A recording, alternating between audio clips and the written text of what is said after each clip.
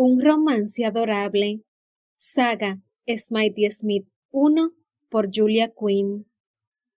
Capítulo 20. Marcus no podría haber descrito de ninguna manera el sonido que salía de los 4 instrumentos en la sala de ensayo de las Smitey Smith.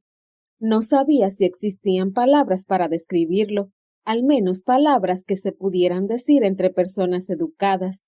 No podía llamarlo música. Con toda sinceridad, era más un arma que otra cosa. Fue mirando una a una las 4 intérpretes. La institutriz parecía algo desesperada, bajando y subiendo la cabeza al mirar de las teclas a su partitura. Daisy tenía los ojos cerrados y movía la cabeza como si estuviera atrapada en la gloria de... Bueno, tal vez debía decir de la música. Iris daba la impresión de que iba a echar a llorar, o tal vez a asesinar a Daisy, y Honoria estaba tan hermosa que él deseó llorar, o tal vez asesinar a su violín. No tenía la expresión que le viera en el concierto del año anterior. Atacaba su violín con adusta resolución, con los ojos entrecerrados y los dientes apretados, como si estuviera llevando a sus tropas a la batalla. Ella era el pegamento que mantenía unido ese ridículo cuarteto, y él no podría haberla amado más. No sabía si ellas tenían pensado ensayar toda la pieza, pero afortunadamente Iris levantó la vista, lo vio y emitió un «¿Ah?» lo bastante fuerte para interrumpir el ensayo. «Marcus», exclamó Honoria, «¿qué haces aquí?» Él habría jurado que a ella le alegraba verlo, pero ya no tenía claro si podía fiarse de su juicio en eso. «Tu madre me envió con la limonada», contestó, levantando la jarra. Ella lo miró un momento, sorprendida, y luego se echó a reír. Iris también se rió, e incluso la institutriz esbozó una sonrisa. Daisy, en cambio, parecía perpleja. «¿Qué es tan divertido?» «Nada», farfulló Honoria. «Solo que, santo cielo, todo el día y ahora mi madre ha enviado a un conde a servirnos limonada». «No hay que hacerle caso», dijo Iris. «No tiene sentido del humor». «Eso no es cierto». Marcus se mantuvo muy quieto y solo movió los ojos para mirar a Honoria en busca de orientación. Ella hizo un leve gesto de asentimiento, confirmando lo dicho por Iris. «Díganos, milord», dijo Iris en tono muy exagerado. «¿Qué le ha parecido nuestra interpretación?» De ninguna manera él podía contestar esto. «Solo estoy aquí para servir limonada». «Muy bien», musitó Honoria levantándose y yendo a situarse a su lado. «Espero que tengan vasos, porque no había ninguno por ahí». «Los tenemos. ¿Harías el favor de servirle a la señorita Winter primero? Ella es la que ha trabajado más arduo, pues solo se unió esta tarde al cuarteto». Emitiendo un murmullo de asentimiento, él caminó hacia el piano. Aquí tiene», dijo, con una postura algo rígida, pues no estaba acostumbrado a servir bebidas. «Gracias, milord», dijo ella, presentando un vaso. Él se lo llenó y luego se inclinó en una cortés venia. «¿Nos conocemos de antes?», preguntó, pues su cara le resultaba conocida. «Creo que no», contestó ella y se apresuró a beber un trago. Haciendo un encogimiento de hombros mental, él fue a servirle a Daisy. Podría suponer que la institutriz simplemente tenía una de esas caras que siempre parecen conocidas, pero no era así. Era pasmosamente hermosa, aunque de una manera discreta, serena. No era en absoluto el tipo de mujer que una madre desearía contratar como institutriz. Tal vez Lady Plainsworth se sentía muy segura. No tenía hijos, y su marido apenas venía a Londres desde Dorset. Al menos, él nunca lo había visto. «Gracias, milord», dijo Daisy una vez que él le llenó el vaso. «Es muy democrático de su parte hacer una tarea como esta». Él no supo qué decir, así que se limitó a hacerle una torpe venia y se giró hacia Iris, que había puesto los ojos en blanco, burlándose sin tapujos de su hermana. Iris le dio las gracias sonriendo cuando le sirvió, y entonces pudo ir a servirle a Honoria. «Gracias», dijo ella, bebiendo un trago. «¿Qué vas a hacer?» Ella lo miró interrogante. ¿Acerca de qué? De la velada musical, repuso él, pensando que su pregunta tenía que ser evidente. ¿Qué quieres decir? Voy a tocar. ¿Qué otra cosa puedo hacer? Él hizo un leve gesto con la cabeza hacia la institutriz. Tienes la disculpa perfecta para cancelarla. No puedo hacer eso, contestó ella, porque él detectó un deje de pesar en su voz. No tienes por qué sacrificarte por tu familia, dijo él en voz baja. No es un sacrificio, es... Sonrió, tal vez avergonzada, tal vez algo triste. No sé qué es, pero no es un sacrificio. Levantó la vista y lo miró con esos ojos enormes y cálidos. Es lo que hago. Creo. Ella esperó. Pasado un momento preguntó. ¿Qué? Él deseó decirle que ella era tal vez la persona más valiente y generosa que conocía. Deseó decirle que asistiría a 1000 veladas musicales Smythe Smith si eso era lo que tenía que hacer para estar con ella. Deseó decirle que la amaba, pero ese no era ni el lugar ni el momento para decírselo. Nada, solo que te admiro. Ella emitió una risita. Podrías querer retractarte de eso al final de la velada. Yo no podría hacer lo que haces tú, dijo él en voz baja. Ella lo miró a la cara, sorprendida por lo serio que dijo eso. ¿Qué quieres decir? Él no encontró las palabras para decirlo, así que finalmente se explicó vacilante. No me gusta ser el centro de atención. Ladeando la cabeza, ella lo miró un buen rato. No, no te gusta. Siempre hacías de árbol. ¿Perdón? La expresión de ella se tornó sentimental. Cuando representábamos esas horrorosas pantomimas, siempre hacías de árbol. Así no tenía que decir nada. Y siempre te situabas atrás, al fondo. A él se le formó una sonrisa sesgada, verdadera. Me gusta ser un árbol. Y eras un muy buen árbol. Entonces sonrió también, una sonrisa radiante y maravillosa. El mundo necesita más árboles. Al final del concierto, a Honoria le dolía la cara de tanto intentar mantener la sonrisa. Sonrió de oreja a oreja durante todo el primer movimiento, continuó con la sonrisa durante el segundo, y cuando terminaron el tercero, igual podría haber estado en la consulta del dentista, enseñando casi todos los dientes. La interpretación fue todo lo horrenda que había temido. De hecho, había sido posiblemente la peor de la historia de las veladas musicales Smythe Smith, y eso no era poca proeza. Anne tenía bastante talento para el piano, y si hubiera tenido más de 6 horas para ensayar, podría haber hecho una interpretación decente, pero dadas las circunstancias, había ido siempre retrasada en un compás y medio respecto a las demás, y para complicar las cosas, Daisy había ido siempre adelantada en un compás y medio. Iris habría tocado maravillosamente bien, o mejor dicho, podría haber tocado maravillosamente. La había oído practicar sola y quedado tan pasmada por su habilidad que no la habría sorprendido si de repente hubiera revelado que era hija adoptiva. Pero la pobre se sentía tan desgraciada por haberse visto obligada a subir al improvisado escenario que movía el arco sin ningún vigor, con los hombros hundidos y la cara penada. Cada vez que la miraba parecía estar a punto de atravesarse con el mástil de su chelo. En cuanto a ella, bueno, había tocado fatal, pero eso ya lo sabía de antes. En realidad, le parecía que podría haber tocado peor que nunca. Estaba tan concentrada en mantener la boca estirada en esa sonrisa extasiada que con frecuencia perdía la vista del pentagrama de la partitura que estaba tocando, pero había valido la pena. Muchos asientos de la primera fila estaban ocupados por familiares. Ahí estaban su madre y todas sus tías. Estaban presentes varias de sus hermanas y un montón de primos y primas. Todos le sonreían de oreja a oreja, orgullosos y felices por formar parte de la tradición. Y si los demás asistentes parecían sentirse algo enfermos, bueno, tenían que haber sabido en qué se iban a meter. Después de 18 años, nadie asistía a las veladas musicales Smythe Smith sin tener una idea de los horrores que los aguardaban. Sonó una buena ronda de aplausos, casi sin duda para celebrar el final del concierto. Cuando acabaron los aplausos, ella continuó sonriendo y saludó a los invitados que tuvieron el valor de acercarse a la tarima. Seguro que muchos dudaban de su capacidad de mantener la cara seria mientras felicitaban a las músicas.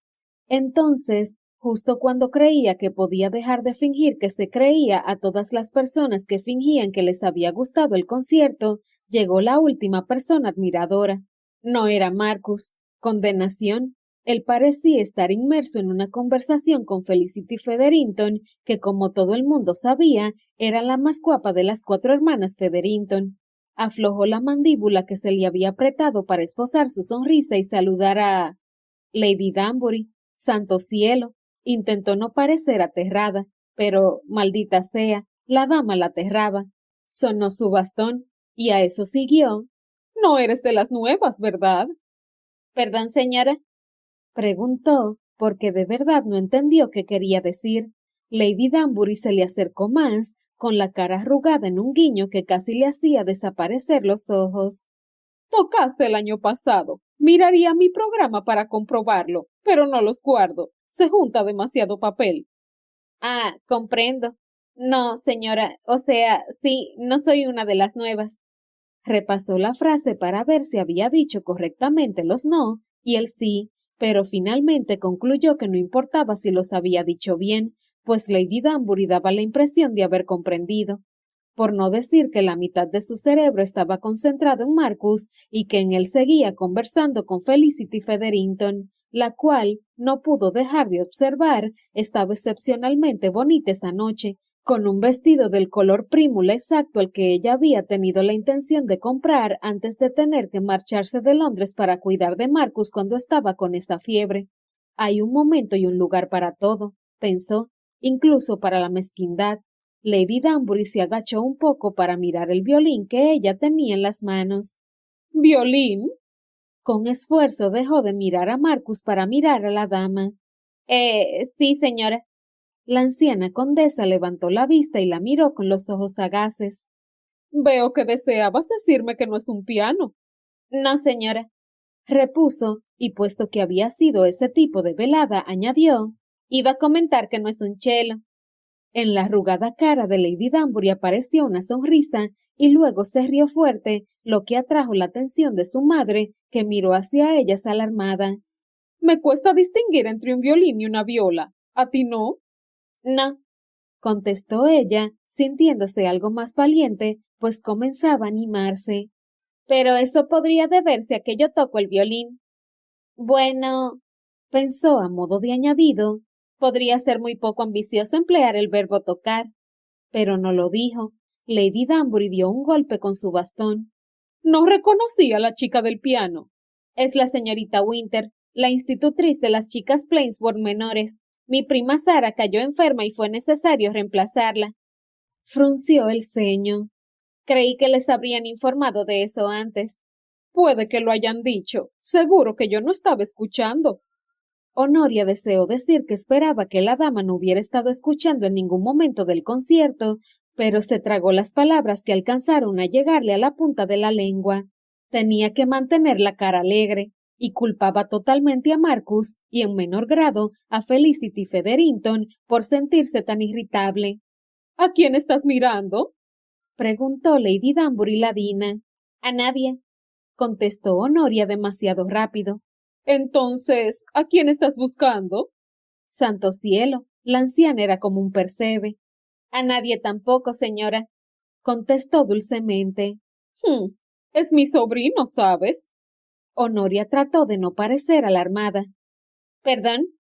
Chatteris. Es mi sobrino bisnieto si tenemos que entrar en detalles, pero esos bis y tátaras me hacen sentirme ancianísima. Honoria miró a Marcus y luego a Lady Danbury. Mark, o sea, Lord Chatteris, es su sobrino. Aun cuando no va a visitarme con la frecuencia que debiera. Bueno, no le gusta Londres, musitó Honoria sin pensar. Lady Danbury soltó una risita ladina. Lo sabes, ¿eh? Con gran fastidio, Honoria sintió subir calor a las mejillas. Lo conozco de toda la vida. Sí, dijo Lady Danbury en tono casi desdeñoso. Eso es sabido. Sé que... Se interrumpió, su atención atraída por algo, y entonces se le acercó más mirándola con una expresión aterradora. Te voy a hacer un inmenso favor. Prefiero que no, dijo Honoria, porque seguro que no podía salir nada bueno de esa expresión. Déjamelo a mí. Tengo un excelente historial en este tipo de cosas. Pensó un momento. Bueno, de una en una en todo caso, pero me siento optimista respecto al futuro. ¿Qué? Preguntó Honoria desesperada. Lady Danbury no le contestó. Señor Bridgerton, gritó entusiasmada. Agitó la mano, pero por desgracia, en ella tenía el bastón. Así que Honoria tuvo que inclinarse hacia la derecha para evitar que el bastón le arrancara la oreja. Cuando se enderezó, ya se había unido a ella su hombre guapo en cuyos ojos verdes había un destello pícaro. Le llevó un momento, pero justo antes que la anciana se lo presentara, reconoció a Colin Bridgerton, uno de los hermanos mayores de Gregory. No lo conocía personalmente, pero siempre había oído suspirar por él a sus hermanas mayores cuando ya se habían presentado en sociedad y estaban solteras. Su encanto era tan legendario como su sonrisa, y en ese momento esa sonrisa iba dirigida a ella. Sintió un vuelco en el estómago, así que se apresuró a ordenarle que se aquietara. Si no estuviera perdidamente enamorada de Marcus, cuya sonrisa era mucho más sutil y elocuente, ese sería un hombre peligroso. He estado fuera del país, dijo el señor Bridgerton después de besarle la mano. Así que no estoy seguro de que nos hayan presentado. Honoria asintió y estaba a punto de decir algo de lo más intrascendente cuando vio que él llevaba la mano vendada. Espero que su herida no se agrave. Ah, ¿esto? Dijo él, enseñando la mano. Tenía los dedos libres, así que parecía que llevaba un mitón. No es nada, un altercado con un abrecartas. Bueno, tenga cuidado de que no se le infecte, por favor, dijo ella, con más energía que la que era de rigor. Si se le hincha, si se le pone roja o peor aún amarilla, vaya a ver a un médico inmediatamente. ¿Verde? Bromeó él. ¿Perdón? Ha nombrado unos colores de los que tengo que recelar. Honoria no pudo hacer otra cosa que mirarlo sorprendida. Una herida infectada no era asunto de risa. Lady Honoria. Ella decidió continuar como si él no hubiera dicho nada. Lo más importante es observar si de la herida salen líneas rojas. Eso es lo peor. Él pestañeó, pero si lo sorprendía el giro que había tomado la conversación, no lo demostró. Simplemente se miró la mano con curiosidad y preguntó: ¿Cómo de rojas? ¿Perdón? ¿Qué grado de rojez tienen que tener las líneas para comenzar a preocuparme? ¿Cómo es que sabes tanto de medicina? Preguntó Lady Danbury al mismo tiempo. Sabe, no sé cómo de rojas, dijo ella al señor Bridgerton. Yo diría que cualquier línea que se extienda por la piel debe ser causa de alarma. Entonces contestó la pregunta de Lady Danbury. Hace poco cuidé de una persona que tenía una herida terriblemente infectada. ¿En la mano? Ladró Lady Danbury. Honoria no logró entender de qué hablaba. Tenía una herida en la mano, en un brazo, en una pierna. Todo está en los detalles, niña. Dio un golpe con el bastón y por poco se lo enterró en el pie al señor Bridgerton. Si no, la historia es aburrida. Perdone, esto en la pierna, contestó Honoria, y no vio ningún motivo para aclarar que era un él y no una ella. Lady Danbury no dijo nada, y pasado un momento cacareó de risa. Honoria no entendió a qué se debía la risa. Entonces, la anciana farfulló que necesitaba hablar con la otra violinista y se alejó, dejándola sola, todo lo sola que se puede estar en una sala atestada de gente, con el señor Bridgerton. No pudo dejar de observarla cuando se acercaba a Daisy y el señor Bridgerton dijo: No se preocupe, es inofensiva. ¿Mi prima Daisy? No, dijo él pasado un momento de desconcierto. Lady Danbury. Honoria volvió a mirar hacia Daisy y Lady Danbury. ¿Es sorda? ¿Su prima Daisy? No, Lady Danbury. Creo que no.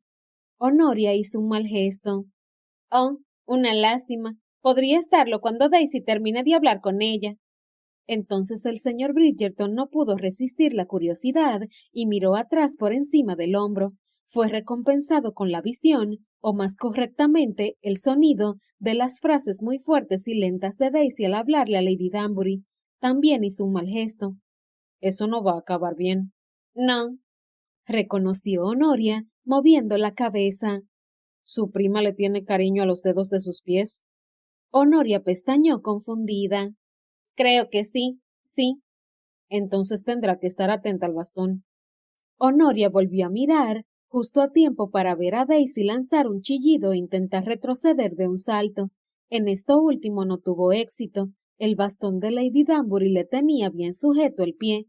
Los dos guardaron silencio, esforzándose por no reír, hasta que el señor Bridgerton dijo: Tengo entendido que estuvo en Cambridge el mes pasado. Estuve, y tuve el placer de comer con su hermano. ¿Con Gregory? Sí. ¿Y eso lo califica como placer? Eso lo dijo sonriendo, y al instante Honoria se imaginó cómo debía de ser la vida en la casa de los Bridgerton, muchísimas bromas y muchísimo cariño. Fue muy amable conmigo, dijo ella sonriendo. ¿Le cuento un secreto? Dijo él, y Honoria consideró que en el caso de él era correcto y decoroso escuchar un chisme. Era un coqueto terrible. ¿Debo guardarlo? Preguntó, acercándose levemente a él. De ninguna manera. Ella lo obsequió con una radiante sonrisa. Entonces, sí, por favor. Él se le acercó un poco, más o menos la misma distancia que se había acercado ella. Le gusta catapultar guisantes por encima de la mesa durante la cena. Ella hizo un gesto de asentimiento muy seria. ¿Ha hecho eso últimamente? No, últimamente no. Ella apretó los labios para no sonreír. Qué encantador ver ese tipo de bromas entre hermanos. Antes hacían esto mismo en su casa, aunque la mayor parte del tiempo ella solo era espectadora. Era mucho menor que sus hermanos. Con toda sinceridad, tal vez la mayor parte del tiempo olvidaban embromarla a ella. Tengo una pregunta, señor Bridgerton. Él la dio la cabeza. ¿Cómo construyó la catapulta? Él sonrió de oreja a oreja. Una simple cuchara, Lady Honoria, aunque en las arteras manos de Gregory no tenía nada de simple. Ella se echó a reír y de pronto sintió una mano en el codo. Era Marcus y parecía estar furioso.